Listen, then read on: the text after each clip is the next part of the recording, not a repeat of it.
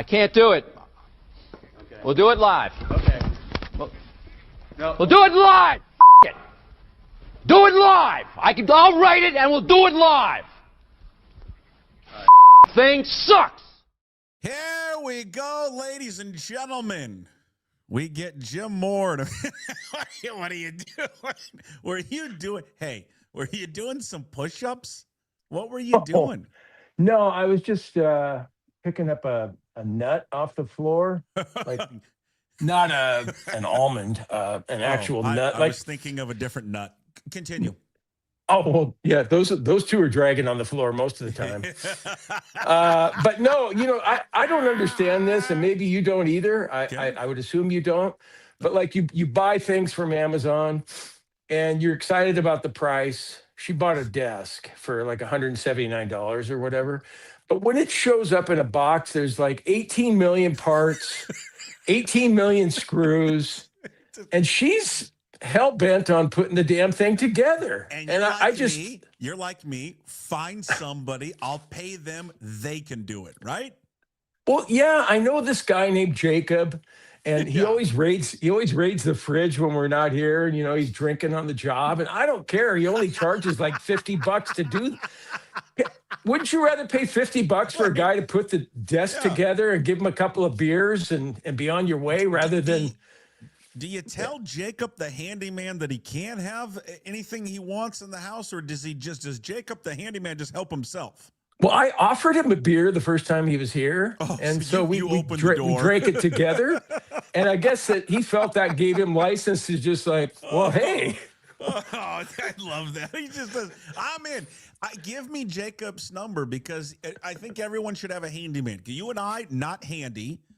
And I'm with you. When that stuff comes, I'm just like, my wife, very handy. I just say, CO, you take care of it, because I'm out. Don't you feel like you're less of a man because you're not handy, though? And I get over that real quickly.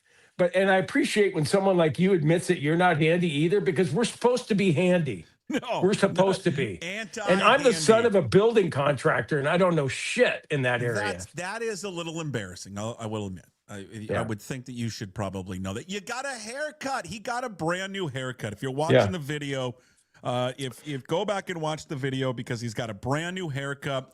It's a little high and tight. Go see Francine at Nice Cuts in Lakemont. $30. She's terrific. It's a little too short. Were we trying to go for summer short? I mean, it's short. It's just because it's matted down. It's snowing here in Bend this morning. Snowing? Yeah. When it probably was in the 70s a week ago, was it not? It was. Yeah. It's like Bend is just like Denver, Colorado. It can snow. It can be 75 degrees. I was in Arizona playing golf with buddies. It was 100 degrees. Yeah. While you were gone, I was in day. Seattle, and you picked a good time not to be in Seattle. Sure did. But I mean, my daughter, her backyard's flooded in Bonnie Lake. Yeah, it's but I'm telling you, 100 does hit you hard. But it was good. It was good, at least, to be in that weather, not in 40. I did right when we landed. I got off the plane, and we walked outside. I'm still in shorts, and I'm like, it's 40 and raining. I'm like, amazing. I'm just transported. I mean, it's 60 degrees difference. Didn't be ugly. Yeah. Is there a part of you that felt guilty that you weren't around to document the Mariners' first series? No, there really wasn't. There wasn't a single part of you. You didn't have any kind of conscience at work at all. I did not. Did not have. We put out great content all last week. It was perfect. Okay. Perfect. Go enjoy that opening day show. Was a smashing success. Thank you for everyone that reached out to it. But hey, we're here now. We can react to it. The Daily Puck Drop is here. Welcome in, kiddos. Thank you for watching and listening. It does not matter where you watch or listen, whether it's live or later. Big thanks to Limback Lumber. We're in the Limback Lumber studios. Give them a call. They got old school service. Going to take care of all your lumber needs. Tell them Puck sent you. 206-782-3487.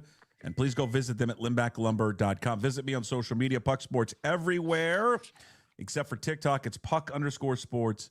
And go to pucksports.com to sign up to become a Puck's Posse member. You may see there's still the membership page up there. If you go there, you may see some old shows up there. We're revamping the website. Should be done this week. And then we'll also later this week going to have a link to sign up, and we'll get to it later in the show for the Pucks Majors Challenge is back. With first place, again, going to Gamble Sands for two of you. We'll have more information on that later. Now, Jim graces us with his presence thanks to just a hammer lineup of sponsors. Jim, floor is yours. Yeah, my thanks to Brad Brotherton, Brotherton Buick GMC and Cadillac in Renton, and Brotherton Cadillac Northwest in Shoreline. Family-owned dealership since 1916. Friendly, no-pressure customer service featuring quick quotes and simple financing pre-qualification. Brotherton Auto, they take pride in their inventory by inspecting used and pre-owned vehicles, ensuring quality and reliability before they reach the lot. Check them out in Renton and Shoreline or at brothertonauto.com. All right. Well, what did you gather from the first week of baseball? Generally speaking, or just the Mariners at T-Mobile? Just the Mariners. I'm not asking you to break down how the Miami Marlins did in week one. I don't think anyone's here to see, hey, what does Jim think about the Marlins and the Pirates? No. Okay. What do you think about what you saw from the Los Marineros? Okay, can I just tell you that I'm happy as hell that I actually saw all 4 games and I didn't have to complain like everyone else in the world, including Ryan Divish, about trying to get the Mariner game. I was so proud of myself because you know how cyber challenged I am. But I got that sucker. I downloaded that app on my flat screen. I signed up for $199 to get all the games, including the Mariners. And I thought maybe I'd be blacked out in Bend, Oregon, but I wasn't. So I saw Brad and Angie doing the pregame show, opening day. Everything was sensational. Okay. All right. Everything is sensational. But you didn't have any problems at all. You had to, but there's a lot of complaints. And what we're going to get a lot of complaints. I think justifiably so complaints. Well, I agree with that. I'm just so damn happy I was one of the exceptions to that. You were one of the exceptions. I'm curious, how did you manage it on Sunday? Do you have Peacock? Yeah, Kathy had Peacock. I didn't know we had Peacock. There we go. But it sounded like she showed me you could, if you had YouTube TV, which we have, you could watch it on that too. NBC Sports Network apparently had it. Okay, but I think therein lies the rub, though. They didn't promote that it was going to be on YouTube TV. They didn't tell anyone. And so I went to their webpage. And first of all, when you've got to put, I'm going to share this with you because I don't know if anybody has seen this. They have a website, mariners.com watch. Okay, and it tells you everything that you need to know. But you tell me, I mean, look how long this is. How to tune into Mariners baseball. It literally should be one sentence. Here's where you watch the games. But look, I mean, it's just like it goes on. And there's Apple, Peacock, NBC, Fox, ESPN, TBS, Mariners TV. I mean, if you're someone who is not tech savvy, okay, you're going to read this and go, I don't understand. Can just tell me, where do I flip on my TV and I watch it like I've been watching for 25 years on Root Sports? How do I do that? And again, I'm following from far away and not really paying attention to much of it. Did people that had like Spectrum that I don't think is in Washington, maybe it's in Eastern Washington or in Idaho and Montana, they couldn't get it, as I understood. Like it wasn't on there. So well, it's a fiasco. Well, exactly. That's exactly what it was. And so yeah, there were so many people, and I don't know, Puck. I mean, with the cable situation, if you have cable, there's so many different companies that offer cable, and then all the streaming services. And to all the people who told us old people to cut the cord, I mean, can I just say screw you to that? Because the whole idea behind cutting the cord was supposed to save you money, and all the youngsters thought that they were so smart getting ahead of the curve by going to streaming. And now you get into streaming and you're kind of proud of yourself for being into streaming, but then you get the monthly bills from YouTube TV and YouTube and everybody else, Peacock, Netflix, all of it. It is too much. I think what they have done, I don't know who you want to blame. Everyone maybe just wants to blame Major League Baseball, but it was the Mariners and these other teams that decided to go with Major League Baseball on this, right?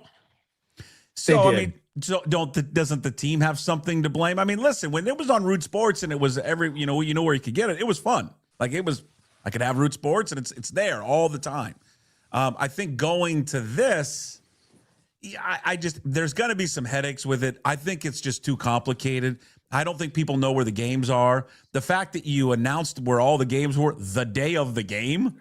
Well, yeah, Puck. Come on. I mean, that's ridiculous. How long was the offseason? When was the last World Series game? And then spring training. I mean, you had 3 or 4 months to figure all of this out. It's too bad because I think, listen, they split the series. I think it was a good series. The starters were great. It was Brendan Donovan was fabulous.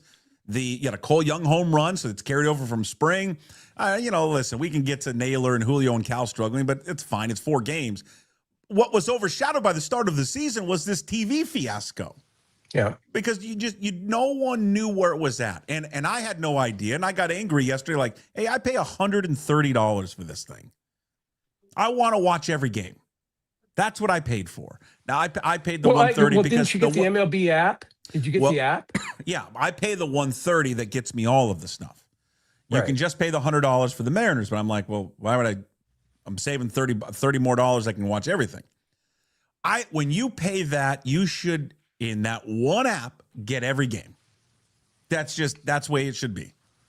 But the fact is, you couldn't watch it there. And then you had to go to Peacock yesterday. And then for those who don't have Apple, I have Apple, so it was fine. But I forgot early on when we were trying to find the game. I'm like, oh, yeah, reminded myself that it was on Apple. But the thing with Peacock, until someone on social media said, well, if you have YouTube TV, it's on NBC Sports. Well, that wasn't promoted anywhere. They didn't say that. So they need to get their act together to tell people where the games are at. Yeah, there's just no way that it should have been the morning of the first game. Terrible. It should have been in January or maybe sometime during spring training or before spring training so you could watch all those games. Yeah. I don't know. I'm surprised you had a problem, though, if you had the MLB app, because when you click on the app and then hit the down arrow, it takes you to all the different games. So what do you mean the I'm different not sure games? Why. I have it, but it was not on there. Oh, well. No, what I'm telling you, Jim, if you have, unless I'm missing something, if you have the app and yesterday and I went to the app to watch the game, it's blacked out. It was not on Peacock. What I'm saying is when you go to the MLB television thing, it's just blacked out. So you can't watch it there, just like on Friday. So I'm saying for customers that bought this package, 2 of the first 4 games they couldn't watch. That is bad business. Yeah. It's bad. Yeah. Well, and especially when interest is at an all-time high for the Mariners coming off the season they had. People should you should make it accessible to everyone. People should be flooding to watch these games. You're excited for the start of the season. The place was packed. I mean, I'm looking. Opening day, I was extra excited because I was thinking, oh my God, I want to watch this 1-hour pregame show. And then when Brad and Angie showed up, and then the whole opening, I just get nostalgic, especially this year, because I was around in 1977 and I went to the first game at the Kingdom, Diego Segui against Frank Tanana. I mean, it was, and then to see Rupert Jones throw out the first pitch. And if I'd had problems where I couldn't have seen all of that, I would have been very upset. People were justifiably upset about that. Well, and I'll say, and then they come out, and again, I just think it's way confusing of what's going on. Now they just came out today that King 5's got 10 games now. So it's just like, and if we're not sure about that, just wait till Friday when Egan's on. I mean, hey, you're the latest about King TV. Well, we got 10 games there, and then we got 10 games. What's confusing? Okay, so if I don't want to watch it on King 5, can I still watch it on the app? I mean, I don't know. I honestly do not know what you can and cannot do. So, and then when I was confusing, because I've seen other people say this, and I don't know, some ran into this problem, some did not. And maybe the people that ran into a problem, there was a user error. So point that out. But when I went to go watch it on Thursday, and I wanted to see the pregame, when I went there was no pregame. It just said, your event will start soon. And I saw some people saying, well, you needed to rewind it or fast forward it. I did all of it. There was no option to fast forward it. It literally just said, your event will start soon. And then it started, and it was like 30 seconds to first pitch. So I know for me, there was no hour-long pregame. And I know there was others out there, but then there was other people saying, no, it worked fine for me. So, well, yeah, see, that's just frustrating. I don't understand why you had an issue and I didn't, and we both had the MLB app. So, yeah. I don't really like. And this is coming I off. don't really like. I don't really like this negative thing from Mark. For two with careers in media, you sure are complete idiots about media. Hey, Mark, F you. I mean, you may be right, but screw you. Hey, he might be a Puck's Posse member. Come on, Yeah, you can't say what? that to a Puck's Posse member. Yeah, I can say whatever. I can say. Well, and then this is coming off a season when we had to do the Root Sports app, and that thing that thing didn't work that great. I mean, half the time we were seeing Jen Mueller cooking in the kitchen with a Seahawks player. And I want that show back. I don't know why we can't bring that back. Yeah. Well, I just think it dominated. Unfortunately, just kind of dominated this whole thing. So I mean, it was. Hopefully they figure it out, but it's just people, and it's not just a baseball thing, right? You're making this harder for people. Well, no, it is more of a baseball thing. You're making it harder for people to watch your product, and it should be easy, simple. It should be easy. Yeah. And I like the feature that they have where you can listen to the Seattle announcers or the Cleveland announcers. Sure. I haven't checked that out yet, but and nothing against. I mean, I love Goldsmith, Ryan Rowland Smith, Gary Hill, Rick Riz, everybody over there, Angie, Brad.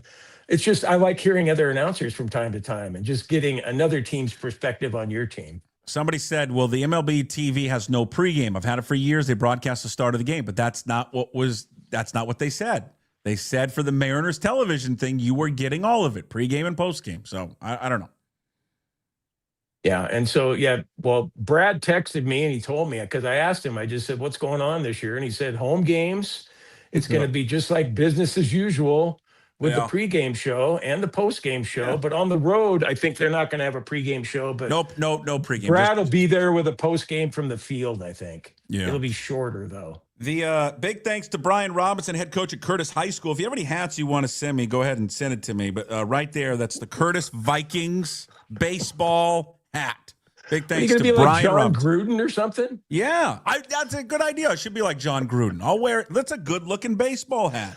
Curtis Vikings. Good luck to the Vikings this year. All right, you got a connection with the Curtis Vikings? Brian is like really good friends with Ryan Diver. So I've met Brian many times, and I've always over the years have reached out to Brian for some practice ideas for the little league team, all of it. Yeah, Brian's a great guy. Okay, been coaching there forever. Good-looking hat. Mm-hmm. How are the Vikings looking this year?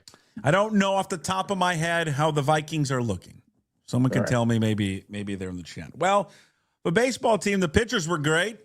You think that you would have been able to take, at least win the series when your starters give up 6 earned runs.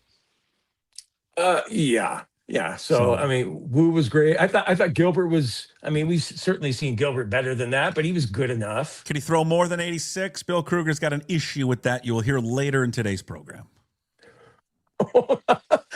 I love it when Bill takes issue with things. Yeah. 86. He's like 86. We can't push a guy a little bit harder than 86. Okay. I think I get. You know what? After doing this sports radio stuff and doing a podcast and being a columnist for years, it's almost like I wake up and think about stuff I shouldn't be thinking about that the normal fan probably doesn't think about. But I just all of a sudden went to Hancock yesterday and I'm going, geez, he pitched that well. Okay, what are they going to do when Miller comes back? What are they going to do? Kathy Moore is going to go to a 6-man rotation? Or are they going to put Hancock in the bullpen? How are they going to handle things with Miller when he comes back? You have already overreacted to the first 4 games. I mean, you want Hancock in, Miller out. You want Naylor benched. No, I don't want Naylor benched. I'm just wondering, what's going on with him a little bit. That's all. That's all. Yeah. That's all. Yeah. Well, they're all left to rough starts. Yeah. He didn't have a hit in Peoria and he didn't have a hit in Seattle yet. So we all love Josh Naylor and we know he's going to be okay. We know Cal will be okay. Julio will be okay. It's just that they're not really okay yet. Yeah. Are you concerned about anybody at all? No, it's 4 games into the season. Okay. No. Okay. I did, though, and again, it's a small sample size, and I shouldn't use social media to gauge the temperature of Mariner fans. And it's wrong to do because I think it's a vocal minority, okay? the hand-wringing after the first game was something. What, the bullpen choices by Dan Wilson? Well, yeah, because the group out there that does not like Dan Wilson is just gonna pounce on everything that he does.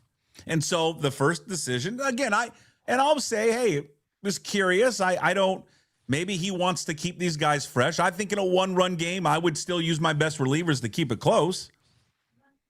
That's just me. I'm not going to get all, I'm not going to hand wring over it, but I thought it was curious that I thought it was an interesting decision to go Leguimina than Cooper Criswell right out of the gate. But the group that doesn't like him is just already, well, there it is. Same deal. Same problem as last year.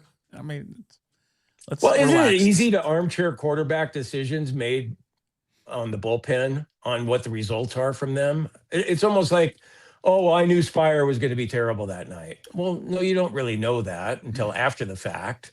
Yeah, I mean, he gave up a double to one of the game's best hitters. So, and a double in which there's very few people in baseball that can hit that. It was a good pitch. That looked like a good pitch. It was a great pitch. And he went down and got that it. That wasn't a mistake. No, Ramirez is good. And so you just got to say, all right, good for you. Tip the cap and move on. So, yeah, I didn't think it was fine. I mean, listen, you get through that game, you've got a bullpen that lets you down, and then the other game you can chalk it up to Brendan Donovan's going to be learning that position. Now, again, was it one of the worst throws I think I've ever seen from a third baseman covering a bunt? Yes, it was. But I'll give Donovan a pass because offensively he's been great to start the year. Oh, he's been spectacular. I got a text yesterday from Mikey saying, I got to get a Brendan Donovan jersey. And I think a lot of people are thinking that right now. Well, and when you buy that Brendan Donovan jersey, does it come with dirt on the front? Because it should. It's a great idea. I think they really, whether the Mariners do it or somebody else, maybe it's simply Seattle, we'll give them a free idea, free plug. Make a Brendan Donovan T-shirt or a fake jersey, but hey, you have to put dirt on it. Dirt, maybe with a little blood stain, some pine tar everywhere. Because I think it was Wilson. Well, you said it this weekend at some point. Every game, it's his uniform is as dirty as it can be. Yeah, it's just terrific stuff. I just love watching him play. And old schoolers like you and me, we just you play 100%, and you're going to get 100% from him. Yeah. Every single game. If there were load management in MLB, he wouldn't be a part of that. I don't know if it was 7th grade or 8th grade at Meeker Junior High. I was playing football, and I really didn't feel like I was getting my uniform all that dirty. And I was thinking to myself, it doesn't really look like I played. So I would, on the sideline, just grab dirt and rub it on my uniform. Just as a reserve who didn't get the call. Yeah, it's just I was playing a little bit, but I just didn't feel like I wasn't putting in the work. Doesn't get that mud on the uniform, so I'm like, I'm just gonna put the mud on myself. That's not what Brendan Donovan does. Yeah, and the thing with Donovan, remember Polanco last year? They had the experiment with him at third base, and we all knew that wasn't going to work out. So he's had limited time over there at third base, but we know he's a Gold Glover at other positions, so I'm sure he's going to get up to speed rather fast, and maybe he'll even be a Gold Glove candidate at third base at the end of the year. I think it was a tough play. It was a great bunt, and he fielded it. He just made a poor throw. It was awful. But listen, I think a lot of people are excited about him. His first game, he hits a home run. It was a good sign of all the balls leaving the park. Are people starting to think the ball is juiced? Because that's probably got to be the most home runs they have ever hit at that park in the beginning of the year. When the temperatures, Sunday's game looked miserable. And God bless those fans that sat in that thing, but it looked miserable. I know the roof was closed, and maybe it was the Peacock broadcast, but it sure seemed dark there. It did seem dark. And everybody... Brendan Donovan, I think I read a quote where he said it was the coldest game he's ever played in. Yeah, his hands were like numb. He couldn't feel his hands. Yeah. It was miserable. Here's the thing on the Peacock. Keep the play-by-play guy. Love him, Benetti. Is it Benetti? Yeah. Roland Smith, we can ditch the other two. The other two can just – we don't need the guy in the outfield, by the way. Okay, who was that? Rick Manning? Was that Manning? Manning was in the booth, but then there was somebody out in center field. We don't need him. Okay, you didn't like that. Yeah, we can ditch him. You okay with the Apple crew? I was half paying attention. Who was on the Apple crew? I don't know. I was hoping you would know. They got Dontrell Willis, I think. All right, I like Dontrell Willis. Yeah. How about this could be controversial to many? How about Mariners? The Mariners adding a fourth hydro. Oh, the silver hydro. What's the talk? What's the scuttlebutt of the fourth hydro being added? I haven't heard the scuttlebutt on that, but I like it. And the silver boat, I think, won one of the races. So, it adds more action because there's people betting on that. And of course, red, yellow, green, after a while, you need a fourth horse in the race. I don't know if you're watching yesterday. Did you see the kid that had the ferry boat, the hat, the souvenir cup all on his head? Yeah. Yeah. I know that kid. He's in our neighborhood. Oh, do you? Yeah. Coached him in football. Great kid. Great kid. Did you hear about the Make-A-Wish kid on opening night? Or did you not. Did you see his run around the bases? No, we just talked about this. I didn't see any of the pregame. They didn't show it. Okay. All right. Well, just to fill you in, it was as emotional of a scene. And it's always emotional when the Make-A-Wish kid is running around the bases, but he fell. He tripped he went a little sideways on first base. And so he needed help from his dad the rest of the way. Puck, I had tears coming down. Ooh. I mean, I think a lot of people did. It was really a moving experience, and sure happy to see him get to home plate. Yeah, it does. That's the stuff you don't want your kids to have to deal with anything like that. Is he okay?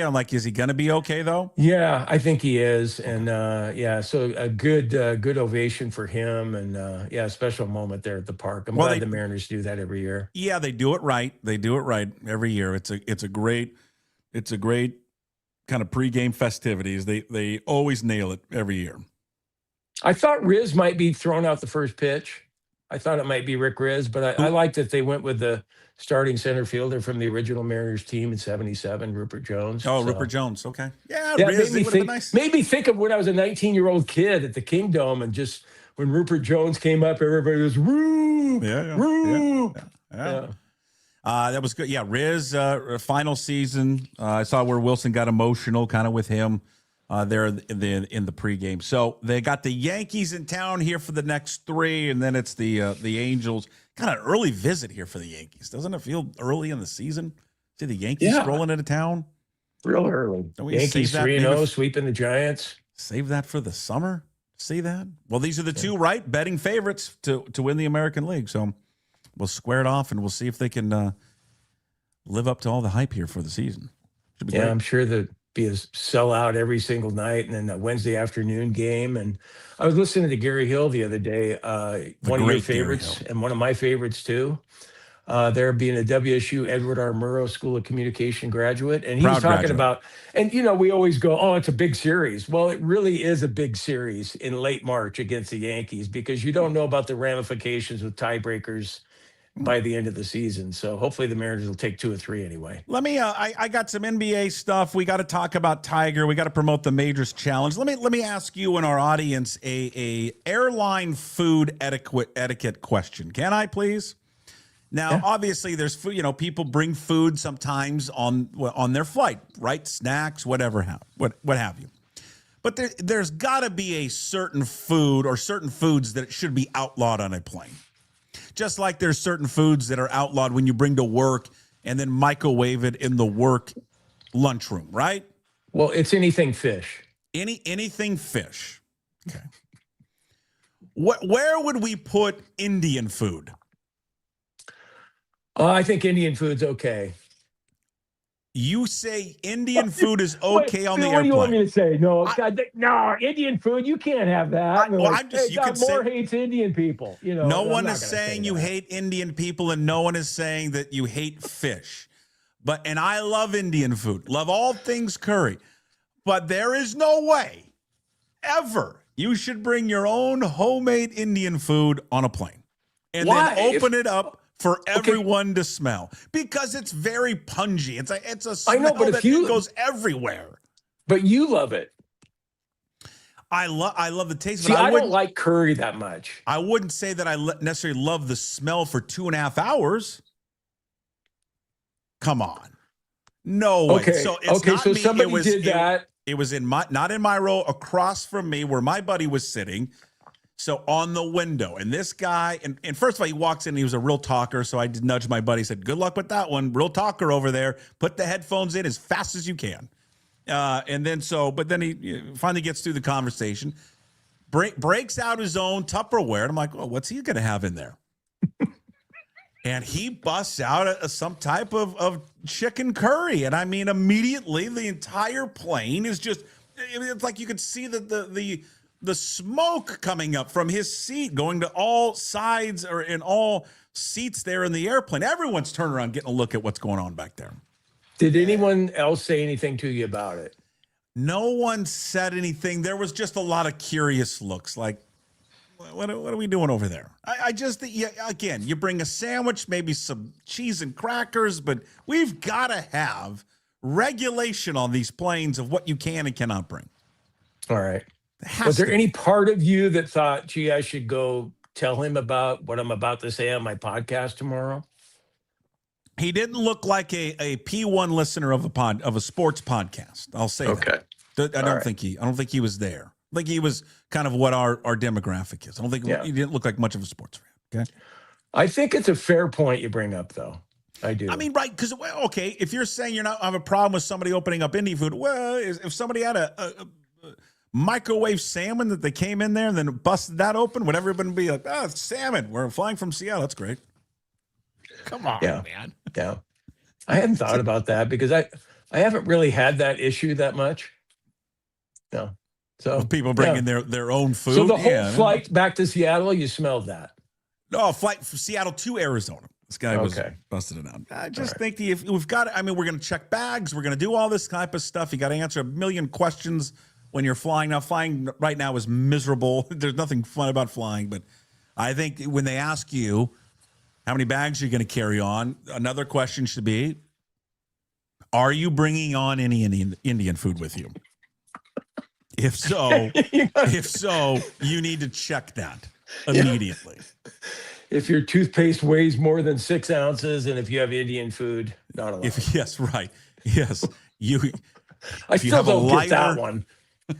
I still don't get that one. What is it like if you have something that's more than 6 ounces? You could be making a bomb out of it, or what? Yeah, and just let me tell you too. Maybe if you can. And I'm telling you, I'm going to be the pitch person for this airport. Fly out of Everett, fly out of Painfield. Jim, I'm not exaggerating what I'm about to tell you. We get dropped off in the front. We walk in. We check our golf clubs. We get through security. We sit down for a morning cocktail. How long do you think that took? Half an hour. 8 minutes. 8 minutes. I'm not exaggerating. 8 minutes. Well, do you have a large variety of flights you can take out of Painfield? I mean, they've got enough. I mean, that's not like SeaTac, but yeah, I mean, it's Phoenix, it's Vegas, especially if you're LA. Flying West Coast. Alaska goes out of there quite a bit. I don't know how many. I don't know how many flights they don't have. Certainly as many as SeaTac. But if you're going to go to Phoenix or LA or West Coast, it's the place to go. I'm just telling you. In there, you check your bag through security, no BS. In that lounge, it's a beautiful lounge. 8 minutes. Well, and the parking's probably cheaper there too if you have to park. Oh yeah, parking's cheaper. Everything. It's more fun. Yeah. Painfield. ... More fun. Yeah. That should be should be their slogan. A proud Puck Sports sponsor, Painfield. Oh, well, they could be. They should be. I'm telling you, they should be. It'd be great. It'd be a wise decision to jump on. So, all right. So, no Indian food. That was the only thing that we came across. Just no Indian food, please.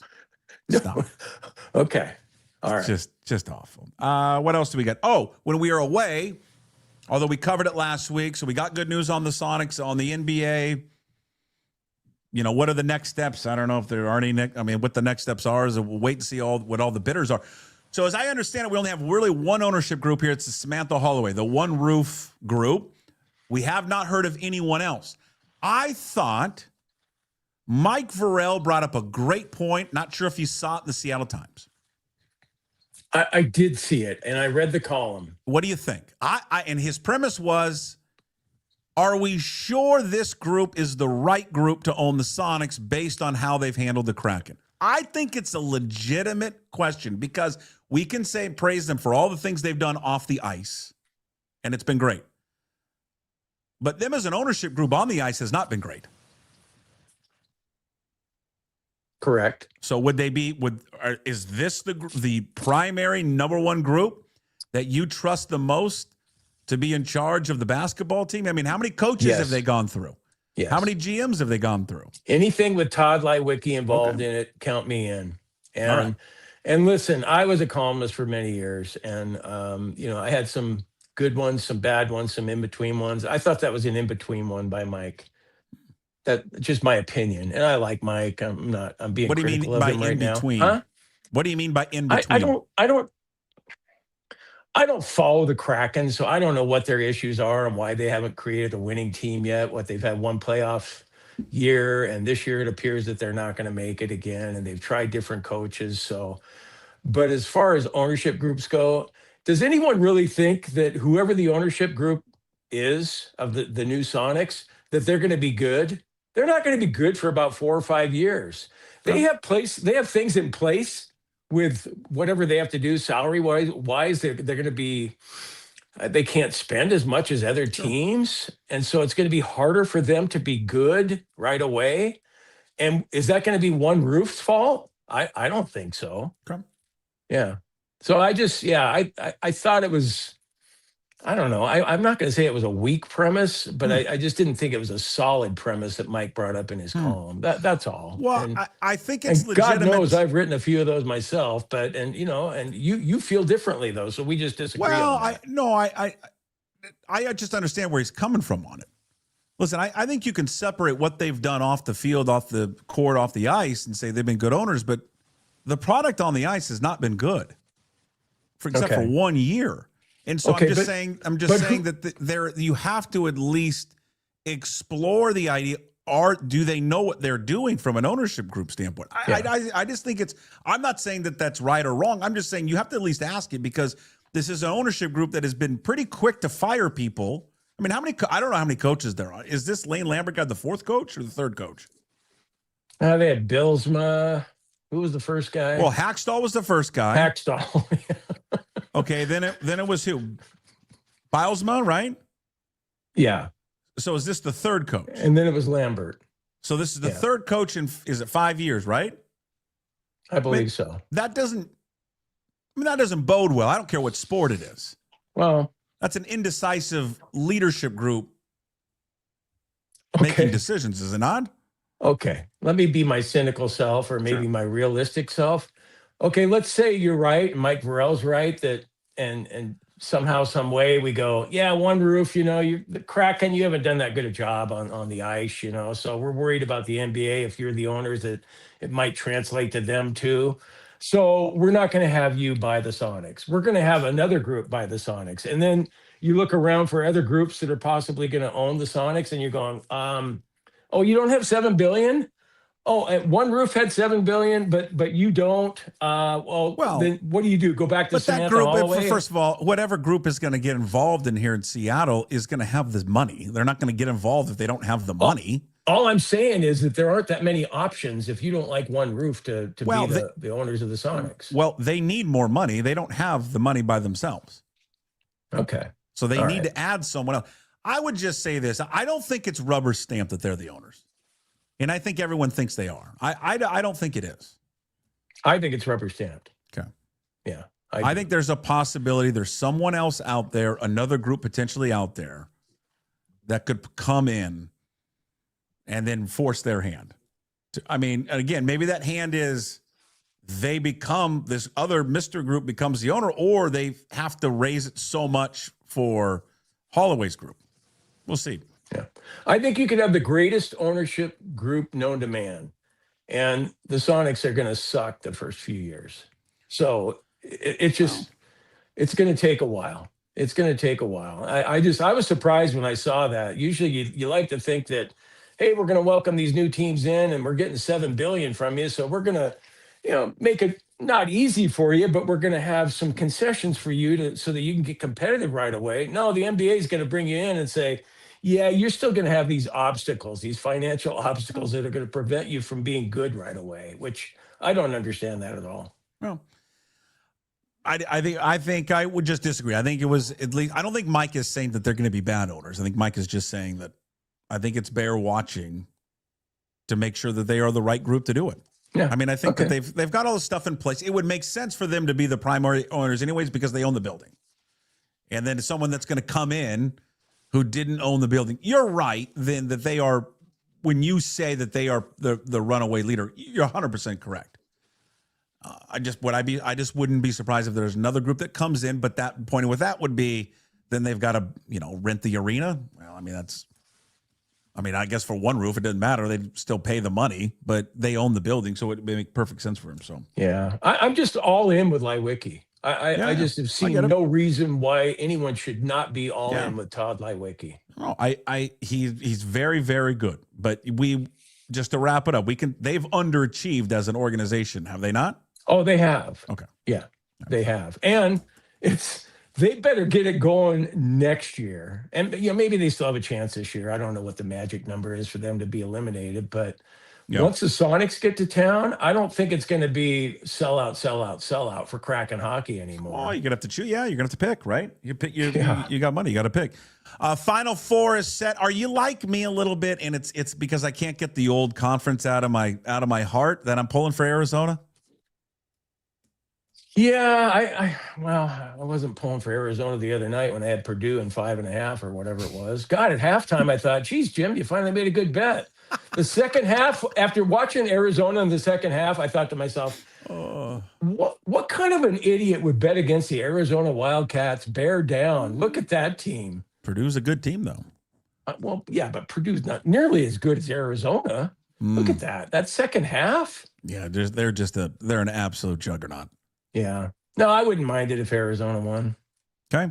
Yeah. Pretty chalky, pretty blue blood for that Final Four, except for Illinois. Michigan's not a blue blood, but blue blood in the sense of college athletics, right? When you think of blue bloods, you think Michigan. But great semifinals, Illinois, UConn with a hell of a win over Duke. What a rally. What a shot from that kid.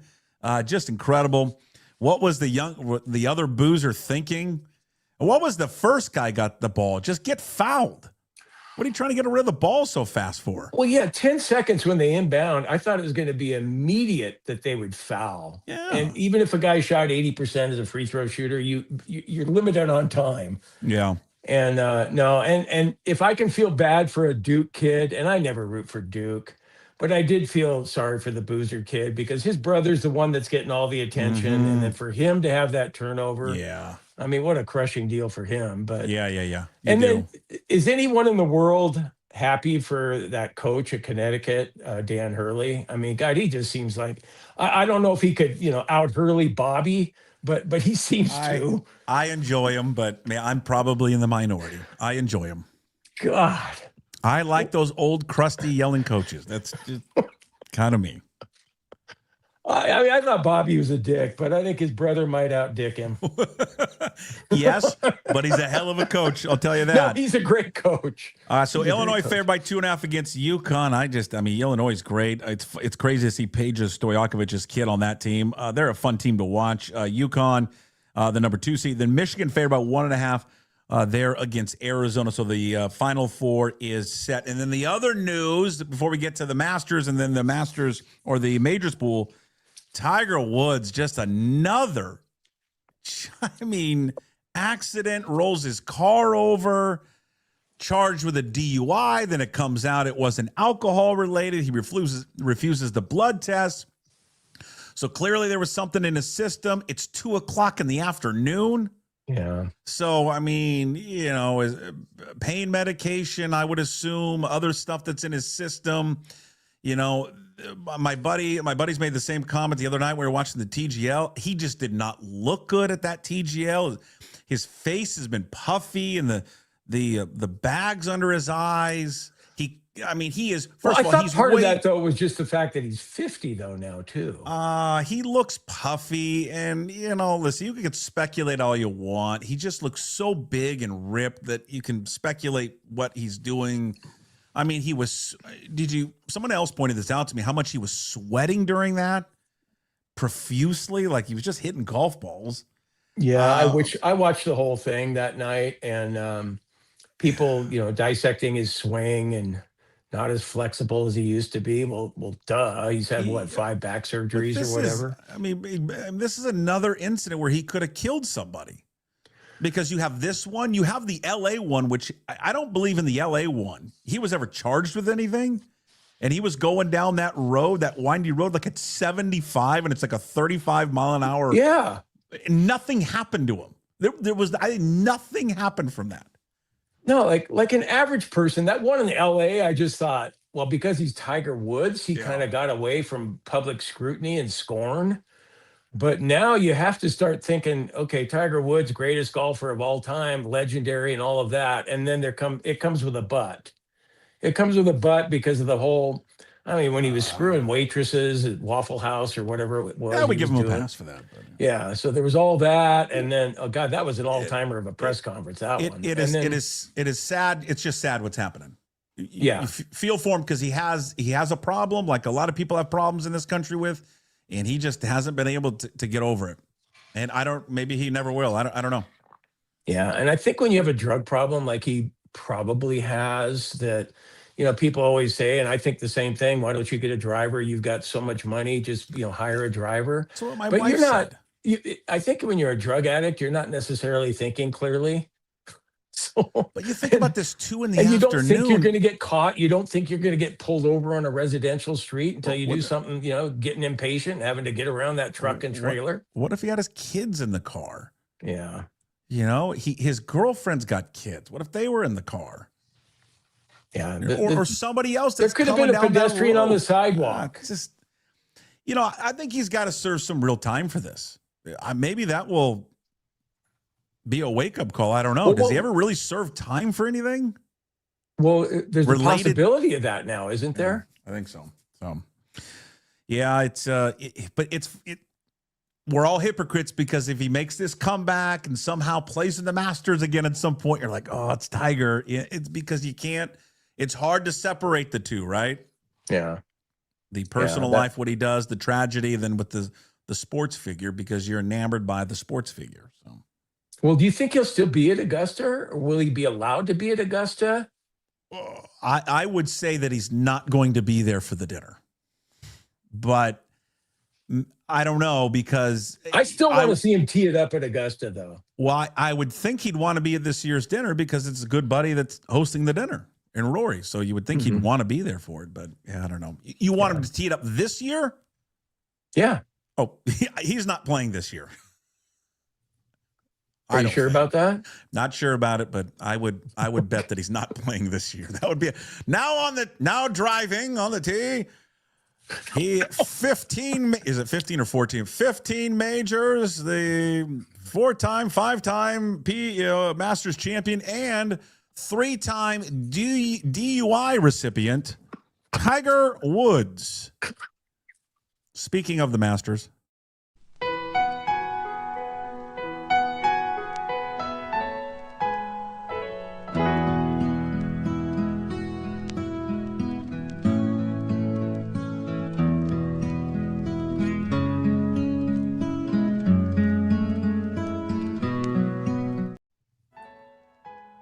We are 10 days away, Jim Moore. I'm trying to figure out how I'm going to be able to watch it. I'll be in Portugal at the time, and I've already figured out that the leaders will tee off on Sunday, the 12th or 11th, and it'll be 10 p.m. Portugal time. Ooh, that's a rough one. Yeah. That's a rough one. So the 10 days away from the start of the greatest sporting event that man has ever created. Ever. Yeah. Just brings a tear to my eye. Why do we love it so much? I don't know. Because I know there's a group out there, a large group that oh God, I get sick of that song, and I don't know why they romanticize it. It's just golf. These guys are a bunch of nerds. We are. I do. I get goosebumps when I hear that music. And it's spring, it's the weather sucks here, so maybe spring's coming. It's just fun. It was always a tease. You get more of it now, but when I was growing up, you saw it too, right? You could barely see anything, and On Sunday, you'd only get the second 9. You'd only get that on your TV. So it was this carrot. They were teasing you all the time, and it just, I don't know, it's fun. It's a beautiful looking course. It's just gorgeous. You romanticize it because throws back to yesteryear with prices and things. So it gets underway in 10 days. That means the Puck Majors Challenge is back. We got a brand new sponsor this year. It's brought to you by Wonderland Turf. Perfect time to reimagine your backyard. It's my buddy Brian's company. Reimagine your backyard into a golfer's paradise. Wonderland Turf, premier design and build specialist for high-end custom golf greens right here in Seattle. The quality, second to none golf course quality, holds your chips, putts roll perfectly. Start creating your dream golf scape today before summer gets here. Visit them at wonderlandturf.com. WUNDER. LAND turf.com. Give them a call at 425-359-1903. So our Majors Challenge is back. We'll have everything up and running probably by tomorrow or Wednesday. You can start making picks and registering and all that. But the grand prize, and we're still trying to figure out second place and third place, but grand prize, we do know that one. That's the one you all want anyways, is a twosome at Gamble's Sands, where you can play either Gamble Sands or the new course Scarecrow. Plus, you get a twosome at Quicksands, which is their 14-hole short course. Gamble Sands, you've been there. Many of you have been there. Beautiful destination there in eastern Washington above the Columbia River. They got the 2 holes or the 2 challenging courses, Gamble Sands and Scarecrow. And they've got luxury rooms now. If you haven't been there in a while, go visit their website at gamblesands.com. We'll have more details coming up tomorrow and Wednesday for how you can sign up. So, that'll be fun. Yeah, Gamble Sands is terrific. And you were over there to play Scarecrow. I haven't played Scarecrow, but it's a the challenge. original course is nice enough. That's for sure. It's a beautiful one. All right, we've kept you too long. Sorry to your beautiful bride. Good luck in the rest. She made a cameo appearance there. She's she's recovering well from pneumonia, and looks like it's a green light for us to go to Portugal on Friday. She's going with you. She's planning on going. Okay, that's right. You'll be leaving for Portugal. We won't see you for about 10 or 11 days starting on Friday, right? Yeah. I mean, I could do Friday's show though. We're not leaving till Friday night from Portland. Okay. So perfect. Yeah, whatever you need. Except for you, I don't want to get in the way of Egan talking about those 10 Mariner games. They're going to be on. It's now King on TV. King 5. Yeah, he'll have that. But more Egan, great. All right, Jim. We'll see you on Wednesday. Thank you. Okay, Puck. Go Cougs. Go Cougs. There he is, Jim Moore with us Monday, Wednesdays, and Fridays. Big thanks to Brotherton Cadillac and also a clean streak. Mondays also includes a visit with William Krueger. Old school baseball with Bill Krueger with us every single Monday on Puck Sports and the Daily Puck Drop. Homeowner in Seattle or one of the surrounding high-end neighborhoods and your garage still feels unfinished, there's usually a reason that matters. Bare concrete stains, cracks, and never really looks clean. And every time you walk through it, it feels like the one part of your home you never actually finished. At All Aces Concrete Coatings, we install Pentex Polyurea. It's like epoxy, but 4 times stronger. Slip resistant and backed by a lifetime warranty. And with 0% interest financing available and up to 24 months, you don't have to pay everything up front. We are certified installers with over 9 years of experience of construction, and we've fully prepped the concrete with no shortcuts. Hit the link below to see a real price range estimate for your garage. First week is in the books, my friend. Old school baseball. Bill Krueger with us every single Monday. Talking Mariners baseball. We could not do it without the fine support of All Aces Concrete Coatings. Tired of that messy garage and garage floor? Let Bo and the pros there at All Aces make it look fantastic. They specialize in high-quality epoxy castings and custom garage cabinets that turn your ordinary concrete into something extraordinary, just like Bill Krueger does every Monday with us. Bo and his crew do garages, driveways, patios, pool decks, and basements. They're certified Pentec dealers. Every installer professionally trained and certified by the manufacturer, and their products backed by a manufacturer's lifetime warranty. Go visit their website, allacesconcretecoatings.com. Give them a call, 206-472-0543. Bill Krueger, we got baseball to talk about. The Mariners up 2-2 in their first homestand there against the Guardians. I'll just kind of let you open-ended. How do you think the first week of baseball went for the M's? Well, considering that the middle of their lineup did absolutely nothing, which is sort of hard to believe when you look at the quality of those players, and yet they won 2 ball games, and they hit 8 homers and scored, plenty of runs. I think for the Mariners with their pitching, that was the part I think that was most surprising. But I think it speaks volumes to the surrounding cast that they've made some choices around this team to make them better, and those choices had good 4-game series. And the Mariner pitching is very good, and they have more balance to their lineup than they've had in the past. They have more answers to left-handers, right-handers, I think, and outside the fact that their shortstop didn't play, I think you, as a Mariner fan, should feel pretty good. Let's go first before we get to the pitchers, and we'll talk to you about what obviously Cal and Julio and Naylor did not do it during that first game or that first series, and also we'll get to some other particulars. Let's start with Brendan Donovan, though. Hey, welcome to Seattle. Great moments there for Brendan Donovan, other than the Game 3 error that he made there in the 10th inning. Offensively, though, what he was doing in the spring carried over in that first series against Cleveland. Yeah, I mean, you can see the part that we knew he had, which is he's a balanced hitter. He hits good pitches. He works the count. He's short to the ball. But the pop, I don't know that we were ready to see that much pop. He had a couple of homers, big moment to start the game, and then another one at the end of the series where he hit a 3-run homer. So I don't think we can expect him to hit with that kind of power. But the fact of the matter is that sometimes a change of scenery, sometimes, you're looked upon a little bit differently or allowed to expand your game, so to speak. And so, because he's a strong looking player, and you got to be thrilled. I mean, he is a nuts and bolts player that had a big series and came through hugely offensively, and he gives them the leadoff hitter they didn't have. I love what Dan Wilson, I think it was after Sunday's game, said about him. There's not a game that he doesn't come off the field in which his uniform is not dirty. That's true. That's true. I think you have to have players like that play with energy and passion because it's a long season. And you don't really feel that so much in the first series because everybody's fired up, right? But as the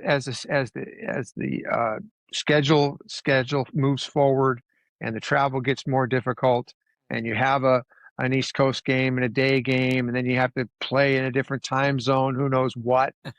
Players that come to play every day and can lift the energy of the club, you have to be a good player to do that. You can't just be a guy that plays once a week and you got all that energy. It takes the everyday player to kind of lift the collective, and that's what he does. And again, it's a small sample size, but you mentioned it at the start, right? The first, they were able to split the series with Cleveland, and then they didn't get much. They didn't get anything out of their 3 best hitters in Cal, Julio, and Naylor. Cal struck out 10 times in this series. The OPS at 478. Julio struck out 6 times, under 300 OPS. Naylor, I think, a 167 OPS. So they didn't do anything offensively. We're still able to get a split, but you could probably say that those 10 strikeouts, right, are pretty alarming for Cal. I mean, he's a guy that always strikes out, but what did you see from the 3 of those guys that kind of showed you maybe their struggles in those first 4? Well, I think an awful lot is expected. And I think this is just my opinion because it probably wouldn't carry through every single player that played the WBC, but I just of the opinion that WBC it kind of short circuits your spring training. And I think these guys were forced into a high level of baseball against elite pitching, didn't play every day, didn't have the comforts of practice and extra BP and extra cage work and all the things you have in spring training, and getting to see some 67s and some 76s and some 93s pitch against you. And you kind of find your way and get your rhythm. And I don't think that's the case in playing in this particular series, but you're playing for your country, and it's a great opportunity. It's an honor, and I don't think they would have changed anything. But that concerns me a little bit because all 3 of those guys were prominent members of their teams, and all 3 of them got out of the chute poorly. So that sits in my mind. But you're a professional. and you're going to have to rejigger it, figure out what it is that you're not doing quite right. And all three of these players are tremendous players, and they will sort it out. I'm not concerned about that at all. And Cleveland's they're a well-honed team. Outside of the guy that played left field, they're pretty good. Unfortunately for the Mariners, C.J. Cavis is on our payroll. I don't know if you knew that, because he gave us how many runs that game? 6. That was some bad left field, because Quan was their left fielder, and he's a 4-time Gold Glover. I'm changing the subject. The Indians seem to be a team that doesn't necessarily have an overwhelming staff on stuff, but they seem to have a very good plan of attack. And I thought they really had a good idea. And granted, when these guys are going good, those holes shorten. But to watch them go slow with Raleigh and then pound him up on the top level over and over and over again, and then they threw a ton of fastballs to Julio and got him in chase mode. So they did a good job of preying upon those guys, and maybe they got a little bit anxious to deliver. And I thought Naylor didn't see a lot of pitches, but he hit some balls in the nose, a little bit of pull mode there, not quite as off as the other two. What about the let's get to the starters, right? We love talking starting pitching with you. You couldn't have asked for 4 better games from your 4 guys, right? Gilbert, Kirby, and Wu, and Hancock, and they give up a combined 4 earned runs. Hancock, the best of the bunch, just like everybody drew it up, Bill. Well, their calling cards, they're pitching. Of course, Hancock was the wild card of the 4, because he pitched, and we've seen him pitch well, but I don't know that we've seen him pitch that dominantly. What's the difference? Well, I think he's kind of taken a page out of the Brian Wu handbook, where he's a little bit upshoot now. He's dropped his arm angle a fuzz, so he's upshooting the fastball. And he's always had, sneaky quick fastball and a sinker and a changeup, but he's never been able to figure the breaking ball out. And he fiddled with the sweeper last year. He dropped his arm angle. He's trying to throw it in the bullpen, trying to get something to break off the plate, and he's found it. Now, I'm not so sure it's the fountain of youth, or it's the thing that's going to solve all ills, the elixir that solves all ills. That's probably a better phrase, but it changes speeds. He's throwing this thing in the mid 70s. It is coming off the bat a little bit. It's not just east-west. It's coming off the bat, and to slow them down is really important for him. And he was able to do that. And he saw a bevy of left-hand hitters, and it was lawnmower and grass, man. He had his way. And you could see the confidence continuing to build with him, because, he was a top pick in the draft. I think way inside of his mechanism is someone who thinks he's going to be great, but he's had a lot of trips and falls. And to be quite frank, he's been, not quite the beauty in the beauty contest, right? He got overlooked a couple of times when he was pitching well. And a couple of different times he got sent down where he wasn't necessarily pitching poorly. He just wasn't the prettiest girl at the ball. So to his credit, he's dug in. He's figured out how to make himself better, and look at the results. Now, Gilbert was okay. He gave up a couple runs. His split was unhittable. I think he looks good. I think he's kind of hard to talk about, because he's got so many different pitches, and sometimes it's hard to tell which breaking ball it is, because he throws a breaking ball at 87, he throws a breaking ball at 85, he throws a breaking ball at 82. What are those breaking balls? Are they curves? Are they sliders? Are they slurves? What are they? Well, I think you get in between on breaking balls when you can't define them, because the 2 balls he got hit hard were 85 mile an hour, whatever you want to call them. And those are the balls that cost him 3 runs. But the split's unhittable. He looks like he's healthy. He wants to throw a cutter now. Fantastic. He's one of those guys that if he doesn't have a new pitch, he can't sit still. I would like to see him throw more fastballs, but that's just me. Brian Wu was overpowering. He was great. He had that one little inning where he walked a couple guys, which is just wholly not him at all. We expect him to never walk anybody. But, again, upshoot fastball, and used his breaking ball and his sweeper and his changeup a little bit, and he was dominant. And Kirby's a page from another era. Kirby pitches like in my era. He's more standard. He's more fastball, slider, changeup. I pound the strike zone. I pitch, and I don't care if you hit a ground ball to second. It doesn't matter. I love it. Make it out on the second pitch. I love it. You know, instead of worrying about, well, I've got to go to my whole arsenal and I've got to make you whiff. You know, I just think Kirby is a terrific pitcher and pitches to win. And I think the only thing that I would say about the collective is that I think for this team to be successful, and I don't mean to overburden them on innings, but if we could see, instead of an average of 5 1/3 for the year, if we could see an average number of innings we're talking about now of maybe 6+, 6 1/3, we start to see more 7-inning performances. Because if you get to those 3 at the end, you're going to win a lot. Mm-hmm. Okay? You get to the 3 at the end, and I'm not discounting Ferrer or Bizzardo, but I'm just saying if you get to the 3 at the end a lot, this team's going to be playing 650 baseball. And that's innings from your starters that can go further, that are dominant. But we're at that point now where I guess we give them the hall pass. Well, it's the first start. Okay. I want to revisit that because I'm watching that first game with a friend of mine who used to pitch in college. Yeah. And I even asked him, I just said, God, 86 pitches, huh? And he's like, well, it's the first game of the season. I said, well, you would know better than I, but it just seems like, God, 86. I mean, I don't know. And could he finish the 6th inning or not? But do you think that was the right time to take him out there in that Gilbert? Gilbert in game 1, or would you like him to see him finish that 6th inning? Because again, he was pulled with just 86. Yeah. I mean, I think he continues for me. I mean, he's got Ramirez out. Right. He just got Ramirez out. He had him out on the front foot. He had a little soft pop fly to left field or shortstop, wherever it was. I mean, if you get him out, well, I mean, who else they got that's better than him? Right. I think they get so caught up in, the pockets. I love that word. It's his pocket. His pocket. His pocket, whatever. I'm not a big fan of that phrase.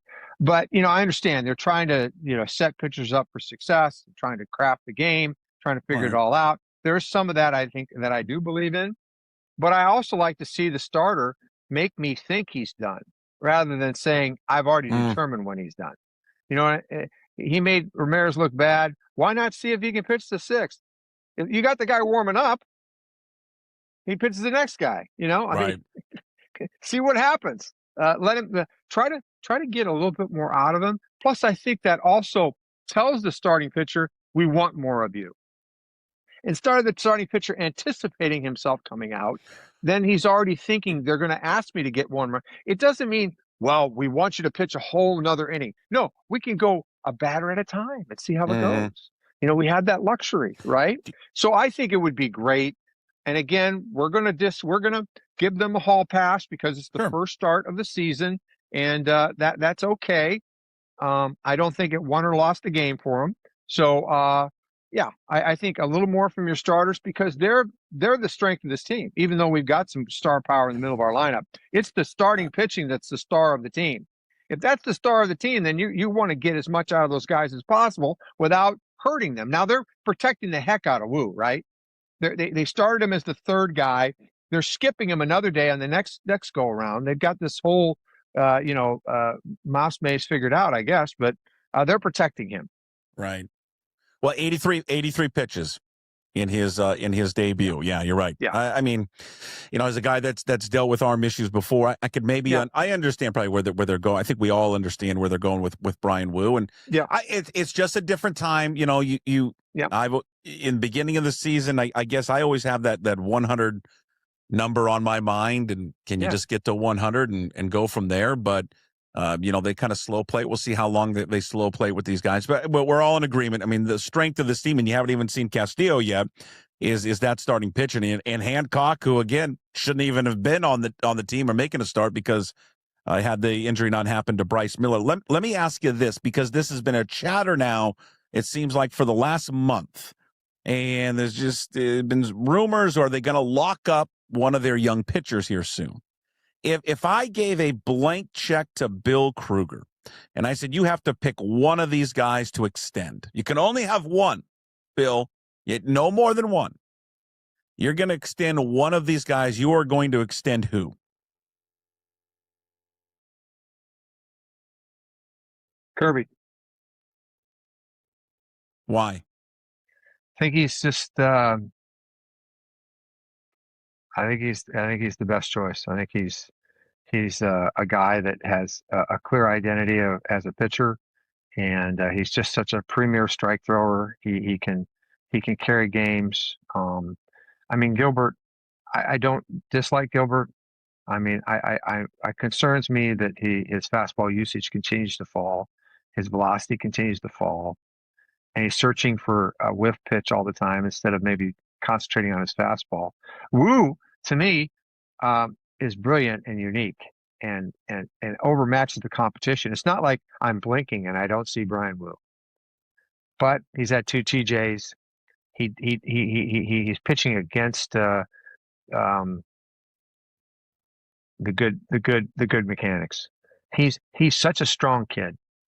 He is really strong, and he's really athletic.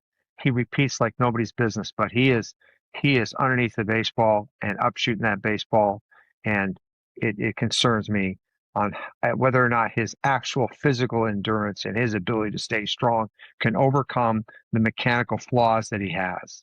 Explain that further, because someone's going to listen to this or see this, and we've talked about this before, not truly understand what you're saying about his arm slot and his motion and delivery, because a lot of people see his delivery, right? The casual fan will say, God, that's just so repeatable. It looks so smooth. Right. But the concern to his delivery for you is what? He gets his arm slots lower. So instead of being up here and using the big muscles in the back to throw the baseball, he's down in here leading this way. He's shoving it forward, and that's putting a lot of pressure on his elbow here. I mean, for him to have a pec injury, think about that. He's shoving it forward. That's biceps tendon pec, right? And then he's had 2 GJs, right? Because he's down and he's pushing this way, and that's putting a lot of stress there, right? And he's playing the game where the ball, it looks like it's on plane, and then it just comes up off the bat, just a fuzz. And when you have a tall strike zone that we play in today's game, there's so much advantage to being able to hit the top line, because nobody can hit that pitch. They never have since the beginning of time, and baseball lets you have that now. And then the fact that he can make it almost an illusion. The ball looks like you're gonna square it up, and then it hops over your bat. And he's got the ability to spot his baseball, because to your point and to the fan's point, he's repeatable. He's really athletic. He's like bump a bump a bump. He's bump a bump a bump. He's right on time. He's right on time. He's right on time. You have to do that in order to lock the control that he has, okay? Or command. Control is throwing strikes. Command is being able to go up and away, down and away, up and in, down and in. That's what he does. He does that brilliantly, and he's got 2 fastballs that kind of function within the top and the bottom of the strike zone. He throws a ton of fastballs, which I love. There's not anything I don't like about him. He's supremely confident. He repeats. He's smart. He knows how to pitch. He can field his position. He wants the baseball. But you have that worry, right? He's been hurt every year. He's had those 2 TJs. Yeah, that's the part where you have to go, do I invest in this guy? Or am I better served by taking, Kirby, to me, is the easy. It's not an easy choice, because they're all good. Right. But you're asking me the question. Now, is Kirby your favorite flavor? No, he's kind of caustic at East Coast and doesn't really know what to say half the time, and looks like he's unhappy a lot of the time. But these are things that that he's not the brimming personality. He's not 44 playing center with a sour attitude. We're talking about a guy that pitches once every 5 days that wants to pull his hair out if he walks somebody. I kind of like that about him.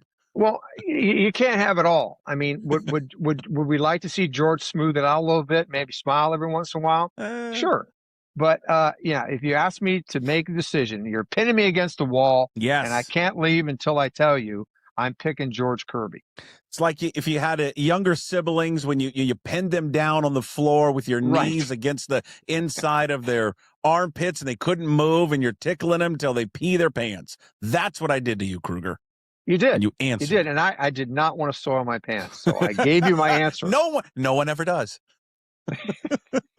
All right, so weekend. Next time we talk next week, they will an early visit with the Yankees. You get the early potential American League Championship Series preview, right? I mean, the Mariners and the Yankees and the Blue Jays. These are the three teams that most everyone think is going to be one of these teams is going to represent the AL going to the World Series. The Yankees and the Mariners are the two best odds to win the ALCS. So we get an early glimpse starting on Monday. We get Castillo, then it's Gilbert, then the Wednesday one should be a great pitching match of George Kirby against Cam Schlittler.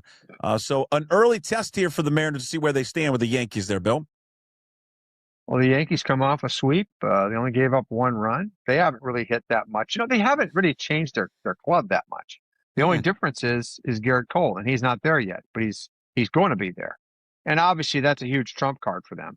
Yep. But they have Aaron Judge, and Bellinger's a really good player, and they've got some players that are they feel like are going to Rice and Wells and some of these guys that are left-handed. They're going to take advantage of the porch, and they got some left-hand hitting now that they didn't have before, and they always seem to cobble together a pretty good bullpen. So the Yankees are going to be formidable, no question.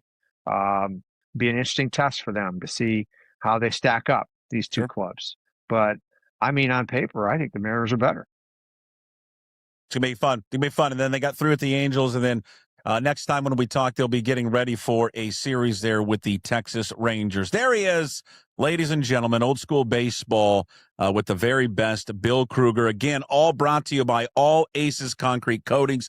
Big thanks to Bo and his crew for sponsoring this year's show. They do garages, driveways, patios, pool decks, basements, certified Pentec dealers, every installer professionally trained and certified by the manufacturer, and of course their products backed by a manufacturer's lifetime warranty. Go visit their website, allacesconcretecoatings.com, or give them a call, 206-472-0543. Tell them Puck sent you.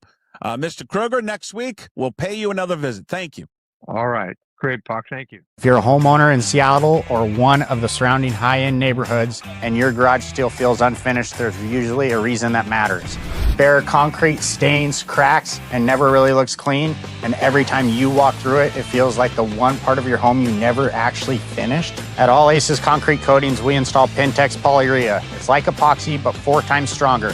Slip resistant and backed by a lifetime warranty. And with 0% interest financing available and up to 24 months, you don't have to pay everything up front. We are certified installers with over 9 years of experience of construction, and we've fully prepped the concrete with no shortcuts. Hit the link below to see a real price range estimate for your garage. Again, big thanks to Bill Krueger, again, joining us as he does every single week, brought to you by All Aces Concrete Coatings. Big thanks to Bo and his crew. Go there, you transform your garage, and tell them Puck sent you. Great stuff there from Bill Krueger. Really good input on who he would take if he could only write one check and one check only. Who would he give it to? And he says George Kirby. As we always do with the majority of our guests, the full Bill Krueger Old School Baseball will, both video and audio, part of the Daily Puck Drop. But then for YouTube viewers, we separate those interviews. So if you just want to watch Krueger and nothing else, you're like, I don't care about everything else, you can. It will be up there separately as well. Before we get to On This Day, I do want to go back and talk about our Masters, or excuse me, our Majors challenge that is, again, going to be back one more year. We'll have more information coming out tomorrow in the next day where you can go, similar to last year, where you sign up. Big thanks to Sandman Sports for being a part of it again this year. You go there, like last year, same rules. You're going to pick 2 golfers for each major, so 8 total. But like last year, the catch is, though, You can't repeat golfers. You can't use the same ones. So you take Scotty and Rory for the Masters coming up in 10 days. You can't use them again. So plan out your major schedule. First is the Masters, then the PGA, the U.S. Open, and then the Open Championship. And then again, first place is going to be a twosome at Gamble Sands, where you can either play the original course, Gamble Sands, or you can play Scarecrow, and you also get a twosome at Quicksands. It does not include a room and board or stay, just the golf. And then to book that or to look at everything else that they got there at Gamble Sands, gamblesands.com. There is the website again. 77 luxury rooms. The experience extraordinary at golf's premier destination, Eastern Washington, sits above the Columbia River. It is a golfer's paradise. So first place, again, will be a twosome at either Scarecrow or Gamble Sands, and also a twosome there at Quicksands, which is their short course, about 14 holes. The other prizes, we'll get to those probably tomorrow and the next day.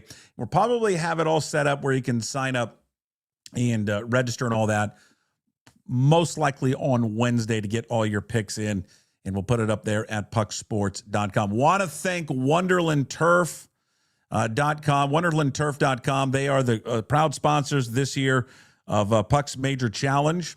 And big thanks to Brian and the crew over there. No, Brian for years and years and years went out on his own, much like I did a little over a year and a half, a little over a year ago, to start his own turf company. And he is doing great work. He is fabulous. And I couldn't recommend Brian and Wonderland Turf enough of what they're going to do. Again, if you're tired of how your backyard is, front yard, you want to add in a putting green like I did, or just something for the kids in the backyard, he'll do it all. He has got, go visit the website, wonderlandturf.com. He also, businesses, he'll do work for you as well. He's done a number of small businesses for inside golf simulators, baseball. So he'll do a lot of projects, both commercial, then, of course, residential there as well. So go visit them at wonderlandturf.com and tell him Puck sent you. He'll love it. I play old school basketball with Brian on Monday, so, I could, kind of talk some shit to him on Monday nights, and you can ask him how my game is. Terrible. All right. So big thanks to Wonderland Turf. More information on the Majors Challenge coming out tomorrow, although we've got the first place prize. We know that. Going to Gamble Sands to play golf. You get a couple of rounds for two of you, one at either Gamble or Scarecrow, and the other one at their Quicksands, again, which is the short course of the 14 holes. All right, we've got On This Day coming up here momentarily. Then we wrap up the show, of course, as we always do, with Hey, What the Puck. But first, let's get a word from a pair of our sponsors, Georgetown Brewery and also John Howie Steak. Drink Georgetown Tavern Beer. Your new, locally brewed, domestic-style lager. 4.2% alcohol. Cheap, good, local. You want excellence in dining? Visit John Howie Steak, an experienced premier Northwest dining. Prime custom-aged steaks, award-winning wine, unmatched level of service. You won't be disappointed. Make your next reservation today at johnhowiesteak.com. Big thanks to John Howie Steak and Georgetown Brewery, of course, bringing you the Daily Puck Drop and Puck Sports every single day. All right, On This Day is brought to you by Hive Social. Stop the doom scrolling. Get in the game with Hive Social, the official social meetup app of Puck Sports. Download Hive Social app on iOS and Google Play. It is free. Do it today. Hive Social, that is HYV Social. On this day, March 30th. Well, they made a movie about it. It was a great movie starring Diane Lane. It was John Malkovich is in this. One of the great sports stories in the history of sports did not involve a person. It involved a horse. And that horse was Secretariat. Secretariat, born on this day, of course, Triple Crown winner 1973 in dominating fashion, 9th winner of the Triple Crown.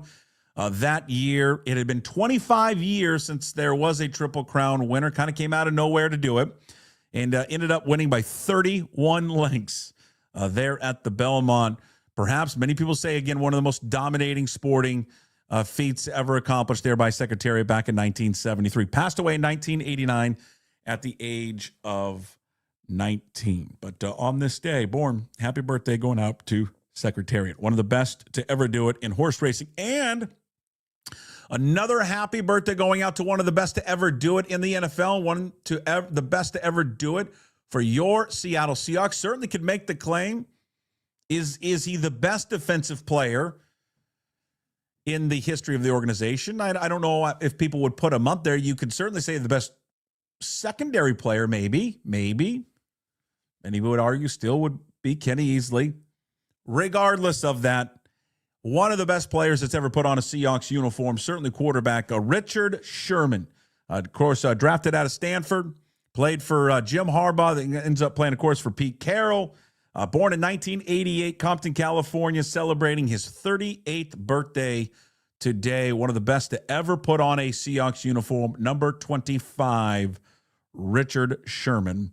Again, turning 38 today. All of that happening on this day, March 30th. And again, on this day, brought to you by Hive Social, the official social meetup app for Puck Sports. If you haven't downloaded it, download it today, iOS and Google Play. Hey, What the Puck is brought to you by Tersuli Construction from Emergency Response to full-scale rebuilds and remodels. They do it all over there at Tersuli Construction. Full-service contractor, handling your project from start to finish. Locally and owned and operate out of Ballard. Trent and the company run a great company and a great organization. They've been serving the Puget Sound region for over 15 years. So if you're dealing with damage or planning what's next, call the team that does it all, Tersuli Construction, restoring what matters and building what's next. Give them a call at 206-793-3744 or visit them at tersuli.com. Folks, it's going to be a long baseball season, okay? They always are. That's why they call it a marathon and not a sprint. It was comical. I've done it before, but even the freak out and the panic from some, and you know who you are after one game, and already the complaining about the manager and the use of the bullpen after one game, take a deep breath. I know many of you are already on a 10.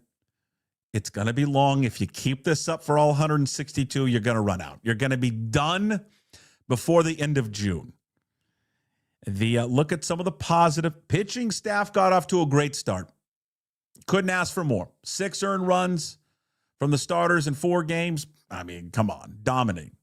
It's the most dominating aspect of their team, and they certainly showed why this past weekend. Cal, Julio, Naylor, they're going to be fine. They always will. They're going to be okay. Don't worry about it. Great sign for the Donovan start, minus the fielding error, but other than that, or the throwing error, but other than that, great offensively. And just an encouraging and, I don't know, unexpected dominance from Emerson Hancock there on Sunday. He just looks different. Throwing the ball differently, physically looks different. And Cole Young showing the power that we saw in spring. And Luke Raley. And again, just an added bonus. Remember, didn't have him much last year with the injuries. But Luke Raley looks great already. Just has that explosiveness to him and that pop that very few people in this lineup have. Well, I mean, they do have it, but he's got special power. So far, good. Off to that 2-2 start. And they start the series there with the Yankees. Again, that's Hey, What the Puck, brought to you by Tersuli Construction, restoring what matters and building what's next. Give them a call at 206-793-3744. Visit them at tersuli.com. Big thanks to everybody watching and listening to today's show. Thank you to all of our sponsors. Could not do the show without your support and without the support of you that take the time to watch and listen. Thank you so much. Limback Lumber, Flat Stick Pub, Georgetown Brewery, All Aces Concrete Coating, Hive Social, and Tersuli Construction. Today's Daily Puck Drop, find it up on YouTube. Please subscribe to the channel. Also find it on your favorite podcast platforms, and you can find everything, including signing up to be a Pucks Posse member at pucksports.com. It's just $5 a month. You support all the free content we do. Plus, we give you bonus shows throughout the week.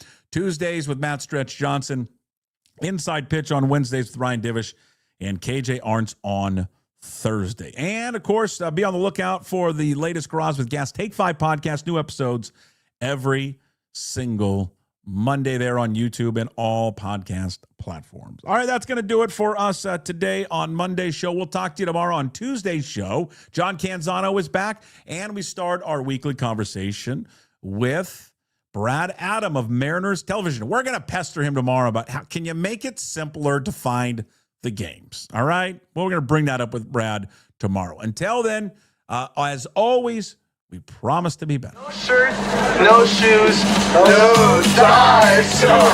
Would anybody like to smoke some pot? Yeah. I was born to lick your face. I was born to rub you, but you were born to rub me first. What do you need my address for? We like to send out a mailer. Mother of mercy, I don't speak Japanese!